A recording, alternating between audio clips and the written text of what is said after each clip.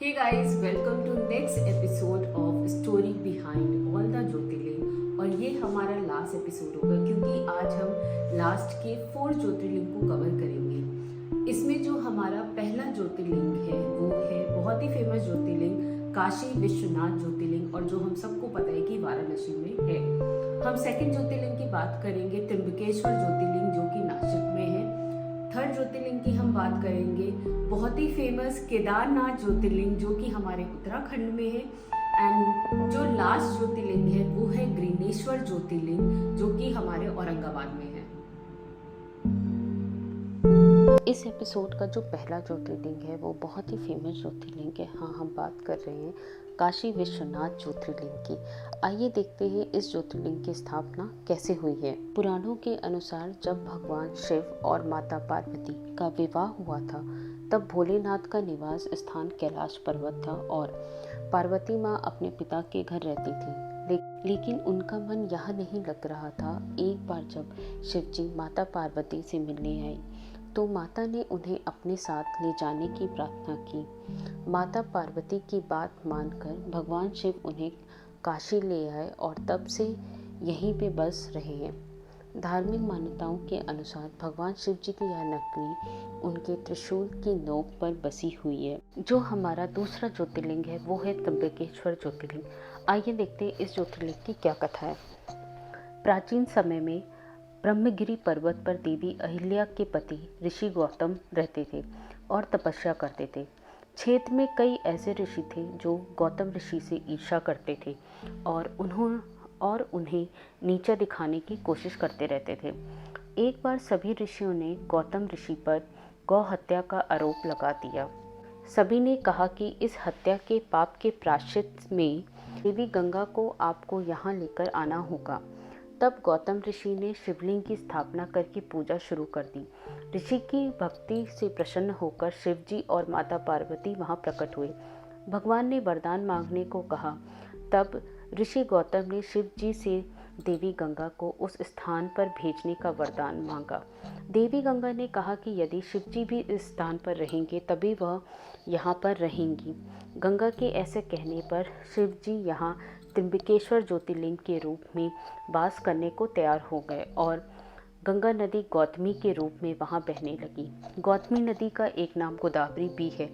इस प्रकार से त्र्यंबकेश्वर ज्योतिर्लिंग का नाम पड़ा और यहाँ पे ब्रह्मा, विष्णु और महेश तीनों का एक साथ शिवलिंग भी स्थापित है। जो हमारा नेक्स्ट ज्योतिर्लिंग है वो है केदारनाथ ज्योतिर्लिंग। केदारनाथ ज्योतिर्लिंग के बारे में 2 कथाएं बहुत प्रचलित हैं। मैं आपको दोनों ही कथाएं बताऊंगी। पहली कथा ये है कि हिमालय के केदार श्रृंगार पर भगवान विष्णु के अवतार महातपस्वी नर और नारायण ऋषि तपस्या करते थे। उनकी आराधना से प्रसन्न होकर भगवान शंकर प्रकट हुए और उनके प्रार्थना अनुसार ज्योतिर्लिंग के रूप में सदा वास करने का वर प्रदान किया। तब से यह स्थल केदारनाथ पर्वतराज हिमालय के केदार नामक सिंह पर स्थित है। केदारनाथ की दूसरी कथा महाभारत से प्रेरित है। महाभारत के युद्ध में विजय होने पर पांडव भ्राता मृत्यु के पाप से मुक्ति पाना चाहते थे, इसलिए वह भगवान शंकर का आशीर्वाद पाना चाहते थे, लेकिन वह उन लोगों से रुष्ट थे। भगवान शंकर के दर्शन के लिए पांडव काशी गए, पर वहां उन्हें भगवान नहीं मिले। वो लोग उन्हें खोजते खोजते हिमालय तक आ पहुँचे। भगवान शंकर पांडव को दर्शन नहीं देना चाहते थे, इसलिए वह वहाँ से हटकर केदार में जा बसे। दूसरी ओर पांडव भी लगन के पक्के थे। वे उनका पीछा करते करते केदार पहुँच ही गए। भगवान शंकर ने तब एक बैल का रूप धारण कर लिया और वह अन्य पशुओं में जाकर मिल गए। पांडव को संदेश हो गया था, अतः भीम ने अपना विशाल रूप धारण कर 2 पहाड़ों पर पैर फैला लिया। जब तभी सब गाय बैल तो पैर के नीचे निकल गए, पर शंकर जी रूपी बैल पैर के नीचे से जाने को तैयार नहीं हुआ। भीम बलपूर्वक इस बैल पर झपटे, लेकिन बैल भूमि में अंतर्ध्यान होने लगा। तभी भीम ने बैल की त्रिकोण पीठ का भाग पकड़ लिया।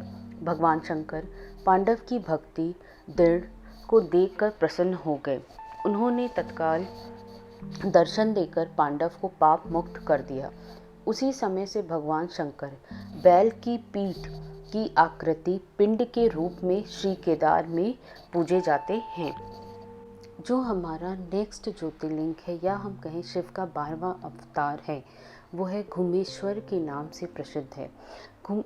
घुष्मा के मृतक पुत्र को जीवित करने के लिए अवतरित प्रभु शिव ही घुमेश्वर या घुमेश्वर के नाम से जाने जाते हैं। इसका स्थान द्वादशी ज्योतिर्लिंग में आता है। यह ज्योतिर्लिंग अजंता एवं अलोरा की गुफाओं में स्थित है।